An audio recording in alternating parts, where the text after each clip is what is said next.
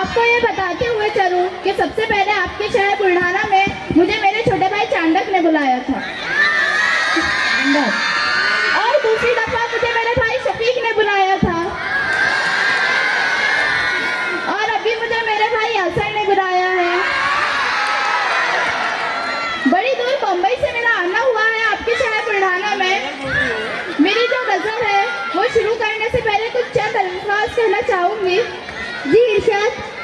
जिनके आंगन में अमीरी का शजर रगता है, जिनके आंगन में अमीरी का शजर रगता है, उनका हर ऐब ज़माने को हुनर लगता है। उनका हर ऐब ज़माने को हुनर लगता है। और माँ मुझे छोड़कर चली ना जाए कहीं, माँ मुझे छोड़कर चली ना जाए कहीं, घर में आंचल ना हो तो डर लगता है, घर में आंचल ना हो तो डर लगता है। और ये शेर मेरे छोटे भाई अब्दुल रफीक के जानिब। अपनी आवारा मिजाजी को नया नाम न दो। क्या बात है।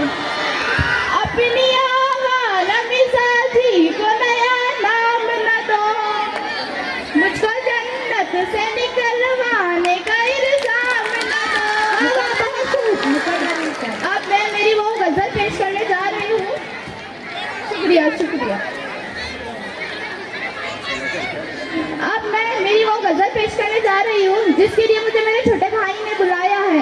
जी इरशाद। मैंने कोशिश की है कि अपनी जिंदगी को उस रेलगाड़ी की तरह बताने की, जहाँ पर आपको अच्छा लगे वहाँ दास दीजिएगा।